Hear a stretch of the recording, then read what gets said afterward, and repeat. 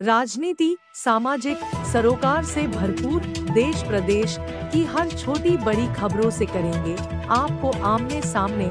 आइए चलते हैं आज की खबरों की ओर। आपके अंदाज में ताज़ा अपडेट के लिए चैनल को सब्सक्राइब करें। मालेगाव शहरातील बहुतेक उर्दू शाळा किंवा मराठी शाळा म्हणा याच्यात भरपूर शाळांची दयनीय अवस्था झालेली आहे। त्याच्यात मुलं जीव घेऊन त्या शिक्षण घ्यायचं असं प्रश्न उभा आहे। त्याच्यावर आपल्या महानगरपालिकेचे आपण काय म्हणतो? मालेगाव महानगरपालिकेच्या अंतर्गत शिक्षण मंडळामार्फत उर्दू शाळा आणि मराठी शाळा चालवल्या जातात। आता मराठी शाळांची संख्या बऱ्यापैकी कमी झालेली आहे, परंतु उर्दू शाळा आणि त्यातील विद्यार्थ्यांची संख्या ही समाधानकारक आहे।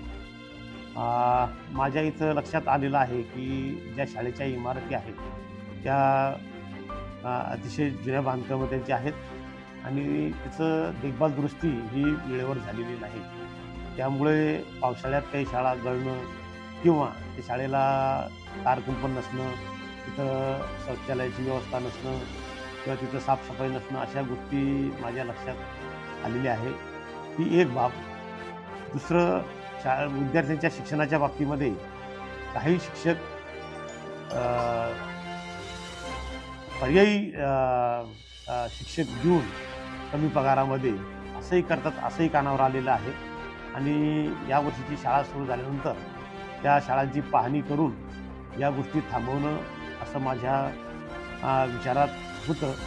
तर ती शाळा आता सुरू झालेल्या आहेत, परंतु यापुढील काळामध्ये हे असे पर्यायी शिक्षक जे देतात ही बाब कमी व्हावी आणि विद्यार्थ्यांना आपल्या मूळ शिक्षकाकडून चांगलं शिक्षण मिळावं याची तजवीज मी पुढील काळामध्ये त्या मुख्याध्यापकांची बैठक घेऊन शिक्षकांना सांगून करून घेणार आहे आणि निश्चितच या बाबतीमध्ये सुधारणा होईल अशी माझी धारणा आहे। दुसऱ्या बाबतीमध्ये की जे शाळेची काही इमारती आहेत, म्हणजे काही इमारती चांगल्या जरी असतील परंतु काही इमारती निश्चितच अगोदर सांगितल्याप्रमाणे ज्या गैरसोयी आहेत त्यासाठी त्या शाळांना बजेट देऊन टप्प्याटप्प्यानं, म्हणजे जिथं शौचालयाची व्यवस्था आवश्यक असेल ती पण जिथं शौचालय आहेत पण कंपाऊंड वॉल नाहीत विद्यार्थ्यांच्या सुरक्षेसाठी ती, आणि तिथं नियमित साफसफाई होईल।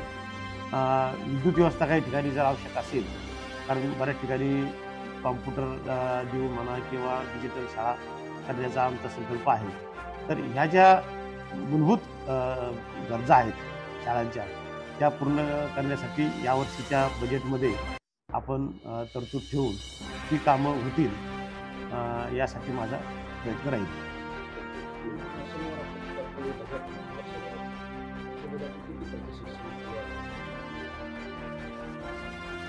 त्याची आता लेखा विभागाकडून ती माहिती घ्यावी लागेल की बजेटला किती तरतूद ठेवली, परंतु तरतूद कमी असेल जास्त असेल ती कमी किंवा वाढ करण्याचा अधिकार प्रशासकाला आहे आणि त्या दृष्टीनं नोव्हेंबरमध्ये जे रिकन्सिलेशन होतं बजेटचं त्यामध्ये ती दुरुस्ती करता येते।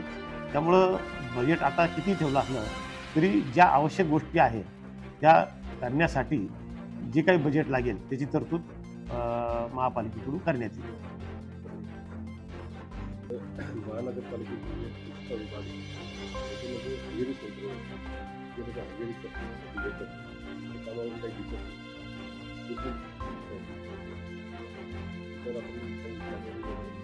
एक दोन तक्रारी स्वच्छता विभागाच्या हजेरीच्या बाबतीमध्ये कार्यकर्त्यांकडून आलेले आहेत आणि त्या दृष्टीनं हे जे हजेरीवर असणारे जे सुपरवायझर वगैरे असतील, महानगरपालिकेचे कायमस्वरूपी असतील किंवा मंडळावर, त्यांच्या बदल्या करण्याच्या सूचना मी आस्थापना विभागाला दिलेल्या आहेत आणि त्या 4 ते 5 दिवसामध्ये त्या लोकांच्या बदल्या होतील।